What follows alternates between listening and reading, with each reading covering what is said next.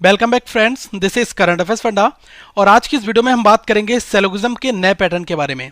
ये क्वेश्चंस आपके एसबीआई या आईबीपीएस या फिर जो बड़े एग्जाम्स हैं उसके मेंस में ये पूछे जा सकते हैं। तो साथ में मैं आपको ये भी बताऊंगा कि ये क्वेश्चंस को अप्रोच क्या करना है, क्वेश्चन का नेचर कैसा होता है। ऐसे लोग जिन्होंने अभी तक सिलोगिज्म की बिल्कुल भी प्रैक्टिस नहीं की है उन लोगों के लिए थोड़ी प्रॉब्लम्स आएंगी, तो वो एक हमारी सिलोगिज्म की जो सीरीज है उसको पहले देख लें ताकि उनके बेसिक्स क्लियर हो जाएं और उनको वेन डायग्राम बनाना आ जाए। उसके बाद ही आप ये क्वेश्चंस ट्राई करें, ठीक है।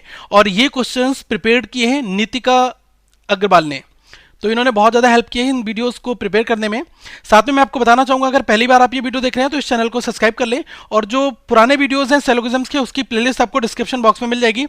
दोस्तों, इस वीडियो को लाइक करके अपना सपोर्ट जरूर दें, साथ में कमेंट करके अपने डाउट पूछें और इस वीडियो को शेयर करना ना भूलें।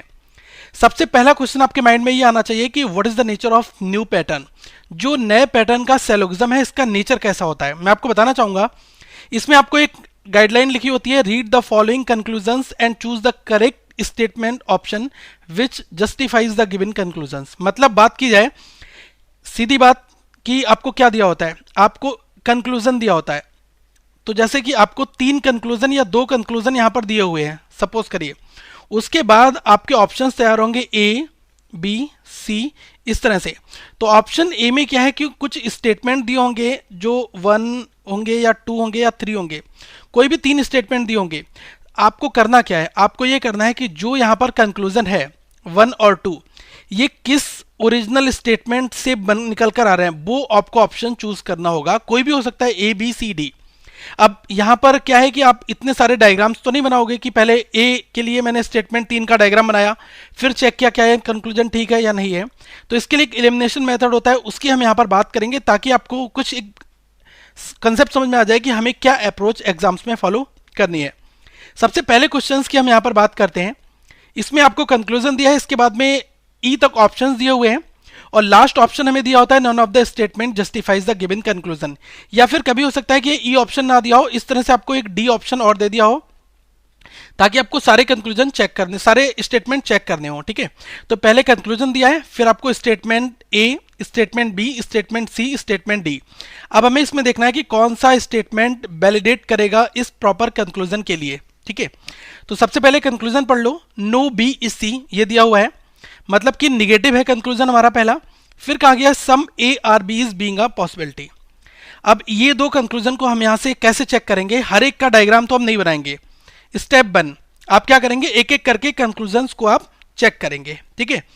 तो आप ये देखिए कि सबसे पहले आप यहां पर पहुंचे, सम बी आर ए आपको यहां पर दिया हुआ है, some B are A, all B are D, no D is C. अब यहां पर ध्यान देना कि सम बी आर लिखा हुआ है, इसका मतलब यही हो जाएगा कि बी का कुछ पार्ट ए के साथ में है। तो ये भी हम कह सकते हैं कि सम ए आर बी या फिर सम बी आर ए, दोनों चीजें हमारी पार्शियली ट्रू हैं, ये एक तरह से दोनों चीजें सेम है। अब इसमें एक सेकेंड कंक्लूजन क्या कहा जाता है कि सम ए आर बी।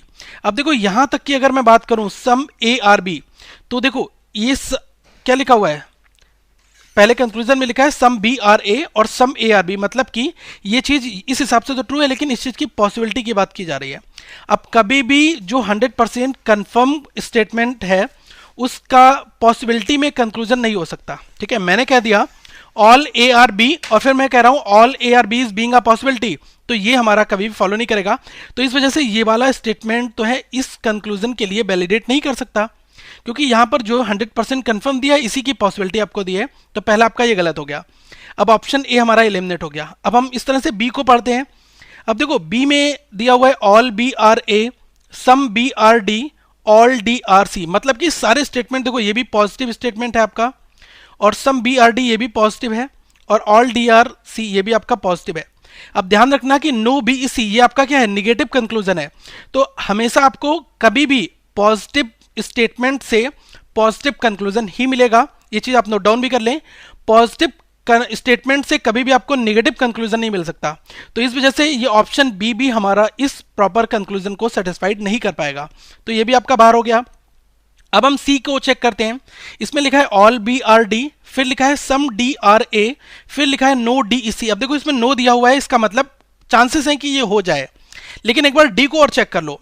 अब डी में क्या कहा गया है कि सम बी आर डी, मतलब यहां पर कहा गया है सम बी आर डी, फिर लिखा है all B are C, some C are A. मतलब ये फिर से आपको देखो यहाँ पर सारे पॉजिटिव दिए गए हैं, तो अगर हमें बार बार पॉजिटिव दिए गए होंगे तो इनसे हम निगेटिव कंक्लूजन तो नहीं निकाल सकते, तो ये भी आपका बाहर हो जाएगा। अब आपका एक ऑप्शन बचता है, या तो आंसर आपका ई होगा या तो आंसर आपका सी होगा। अब क्या करो कि आप सी वाले का डायग्राम बना लो, यहाँ पर जो आपको सी दिया हो इसका आप डायग्राम बना लो यहाँ पर। अब देखो इसका डायग्राम अगर मैं बनाता हूँ तो लिखा है ऑल बी आर डी, तो सबसे पहले मैंने बी को लिया और सारा का सारा बी क्या है वो आपका डी है। फिर कहा गया है सम डी आर ए, मतलब डी का कुछ पार्ट जो है वो ए है, तो डी का मैंने कुछ पार्ट लिया और ए बना दिया। आपको जस्ट जनरल डायग्राम बनाना है यहाँ पर। फिर नो डी इज सी, कि डी का सी के साथ में कोई भी रिलेशन नहीं हो सकता, तो मैं सी को बिल्कुल अलग बना दे रहा हूं। अब डी और सी के बीच में कोई रिलेशन नहीं है। अब ये स्टेटमेंट का डायग्राम बन गया। अब आप दोनों कंक्लूजन चेक कर लो, क्या आपके ये दोनों कंक्लूजन ठीक है। पहला कंक्लूजन कहता है नो बी इज सी। अब देखो डी के अंदर क्या है आपका बी है, और सारा का सारा डी जो है वो सी से बिलोंग नहीं करता है, तो डी के अंदर जितने भी एलिमेंट होंगे क्या वो सी से बिलोंग करेंगे, वो भी सी से बिलोंग नहीं करेंगे। यही बात आपकी कंक्लूजन में कही गई है, नो बी इज सी। तो इस हिसाब से आपका नो बी इज सी ये आपका ट्रू हो जाएगा। ठीक है, तो हमारा पहला कंक्लूजन तो वेरीफाई हो गया। सेकेंड में कहा गया है some A are B is being a possibility. यहां पर देखना कि बी ये है और ए यहां पर है, डी का कुछ पार्ट ए में है, लेकिन ए और बी के बीच में कोई रिलेशन यहां पर नहीं दिया गया है। यही कहा गया कि ए और बी के बीच में क्या पॉसिबिलिटी हो सकती है, some A are B is being a possibility, बिल्कुल हो सकती है। आप इस डायग्राम को अगर कुछ इस तरह से बनाते हैं, कुछ इस तरह से, ये आपका ए हो जाएगा और ये आपका सी। तो इसमें देखो ए का कुछ पार्ट हमने बी के साथ में ले लिया, तो ये पॉसिबल केस है। और ये हमारा क्या था, ये जनरल डायग्राम था। तो जब कभी भी पॉसिबिलिटी का केस आता है तो वहां पर आपको जनरल डायग्राम बनाकर भी चेक कर लेना है, क्या पहले आपको जनरल डायग्राम बनाना है फिर आपको पॉसिबल डायग्राम बनाना है। तो हमें ये पता चल जाएगा कि पॉसिबल डायग्राम जब हमारा जस्टिफाई हो जाएगा तो इस हिसाब से हम कह सकते हैं कि ऑप्शन सी जो है वो राइट आंसर है, जो आपके दोनों कंक्लूजन को यहाँ पर जस्टिफाई कर रहा है। ठीक है, एक और हम एग्जाम्पल लेते हैं जिसमें कुछ अनदर वेरिएबल्स दिए होंगे, उसकी बात भी हम यहाँ पर करते हैं। इस क्वेश्चन में आपको दिया गया है एक कंक्लूजन और उसके बाद में कुछ स्टेटमेंट दिए हुए हैं ए बी सी डी और ई। अब सबसे पहले बात की जाए स्टेटमेंट फर्स्ट की, तो कंक्लूजन देख लो, इसमें लिखा है नो नट इज बॉल। ठीक है, उसके बाद में दिया है all nuts being cut is a possibility. ठीक है, अब हम बात करते हैं एक एक कंक्लूजन को हम यहाँ पर रीड आउट करना स्टार्ट करेंगे।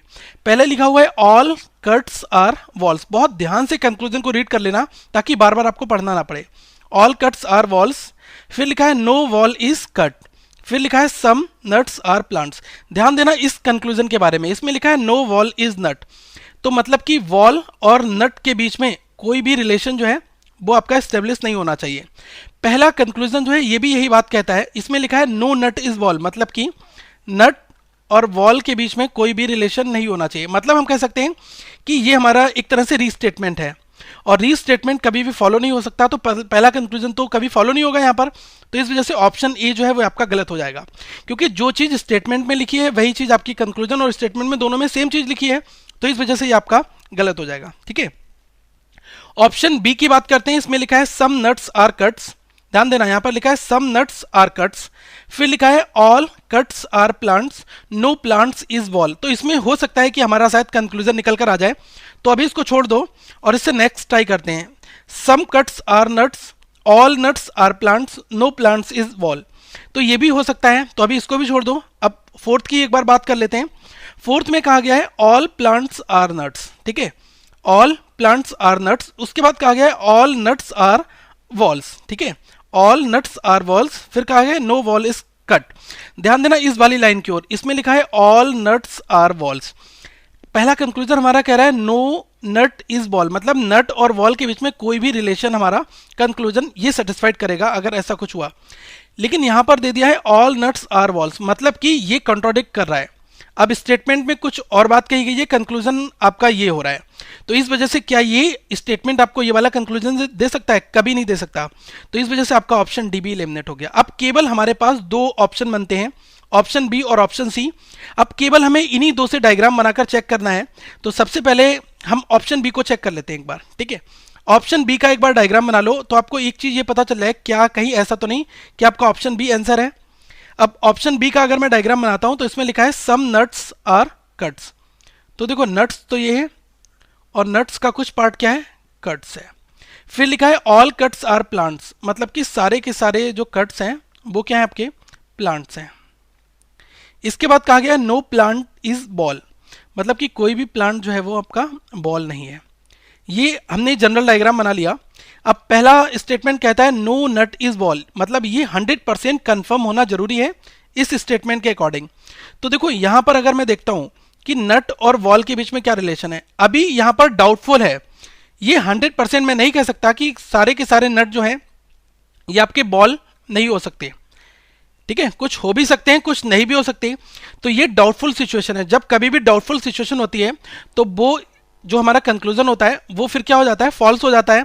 अब यहां पर लिखा है नो नट इज बॉल, तो इस हिसाब से ये वाला कंक्लूजन आपका राइट नहीं हो पाएगा, ठीक है। क्योंकि अगर आपने हमारी प्रीवियस वीडियोस देखी होंगी तो उसमें हमने आपको 100% कंफर्म या फिर क्या आपकी कंफर्म कंडीशन होती है, क्या डाउटफुल होती है, उसके बारे में हमने आपको बताया। तो ये डाउटफुल केस है, इसमें हो भी सकता है नहीं भी हो सकता है। इस वजह से हमारा ये जो ऑप्शन बी है ये हमें 100% ये वाला कंक्लूजन नहीं दे सकता। तो अब ये आपका ये भी बाहर हो गया। अब आपका ऑप्शन बचता है सी वाला। तो एक बार हमें सी का डायग्राम और बनाना है और चेक करके देखना है क्या ऑप्शन सी जो है वो आपको फुलफिल कर रहा है या नहीं कर रहा है। तो ऑप्शन सी का डेटा ये वाला है। अब इसका हम डायग्राम बनाते हैं। Some cuts are nuts, cuts ये हैं और कट्स का कुछ पार्ट क्या है, नट्स है। फिर लिखा हुआ है ऑल नट्स आर प्लांट्स, मतलब कि सारे के सारे नट्स क्या हैं, ये है आपके प्लांट्स। फिर लिखा गया नो प्लांट इज बॉल, कि कोई भी प्लांट जो है वो क्या है, बॉल नहीं है, ठीक है। अब यहां पर आपको एक चीज देखनी है कि पहला कंक्लूजन कहता है नो नट इज बॉल। अब देखो प्लांट के अंदर आपका नट आता है और जब सारे के सारे प्लांट जो है वो बॉल नहीं है तो प्लांट के अंदर जितने भी एलिमेंट्स होंगे वो भी आपके बॉल नहीं होंगे। और कंक्लूजन में यही बात कही गई है नो नट इज बॉल, तो इस हिसाब से ये कंक्लूजन हमारा राइट हो जाएगा। मतलब जो लिखा है वो अपने आप में ठीक लिखा हुआ है। अब हमें सेकेंड कंक्लूजन और चेक करना है। इसमें लिखा है all nuts being cut is a possibility, क्या सारे के सारे नट्स जो है वो आपके कट हो जाए, इस चीज की संभावना है, बिल्कुल हो सकता है। ये जो आपका कट वाला सर्किल बना है इसको आप थोड़ा सा नट्स को कवर करते हुए बना दे। यहां पर मैं आपको इसी सेम डायग्राम में बनाकर दिखाता हूं। ये आप देखिएगा मैंने क्या किया, इसमें ऑल नट्स बीइंग कट्स, ठीक है। तो मैंने क्या किया, जितने भी नट्स हैं ये सारे के सारे इनको कवर करते हुए मैंने बना दिया। तो कभी भी हमारे स्टेटमेंट के ऊपर कोई फर्क नहीं पड़ा। पहला बात कही गई है सम कट्स आर नट्स, तो अगर मैंने सारे के सारे नट्स को कट्स बना दिया तो इससे हमारे स्टेटमेंट पर जब ऑल की रिलेशन होती है तो वहां पर सम बाय डिफॉल्ट फॉलो करता है। तो सम कट्स आर नट्स यहां पर फॉलो कर रहा है। अगर आपने ऑल नट्स आर कट्स बना दिया, एक चीज बहुत ही सिंपल बताना चाहूंगा, आप कहीं पर नोट भी कर ले। अगर कहीं पर लिखा है ऑल ए आर बी तो यहां पर आपका सम ए आर बी ये आपका फॉलो करता ही करता है। सेम फंडा, ये पॉसिबिलिटी का केस है, इस वजह से मैंने ये डायग्राम बनाया है। तो मैंने ऑल नट्स आर कट्स बना दिया तो आपका सम कट्स आर नट्स ये जो स्टेटमेंट है ये एग्जैक्टली इस स्टेटमेंट के अंदर एग्जिस्ट करेगा। तो कभी भी अगर आपके स्टेटमेंट से आपने जो डायग्राम बनाया है कोई भी फर्क ना पड़े तो आप वैसा डायग्राम बना सकते हैं, ठीक है। तो आपके ये दोनों राइट हो जाते हैं। तो केवल आपका राइट आंसर क्या हो जाता है, ऑप्शन सी। आई होप अब आपको ये थोड़ा सा आइडिया लग गया होगा कि कैसे क्वेश्चंस नए पैटर्न के ऊपर बनते हैं। कुछ और एडवांस लेवल के टॉपिक हैं जिनको हम डिस्कस करेंगे सेम सिलोगिज्म्स में ही। तो दोस्तों इसका सेकंड पार्ट बहुत जल्दी आएगा। आप अपना फीडबैक जरूर दें कि आपको ये क्वेश्चन समझ में आए या फिर क्या क्या प्रॉब्लम्स आपको भी आ रही हैं, ताकि हम सेकेंड वीडियो जो बनाएं उसमें आपकी ये डाउट्स क्लियर कर सके। साथ में दोस्तों आप और भी वीडियोस हमारी यहाँ पर वॉच कर सकते हैं और आप ट्विटर पर हमें फॉलो कर सकते हैं एम करंट अफेयर से, और इस चैनल को सब्सक्राइब करें यहाँ पर क्लिक करके।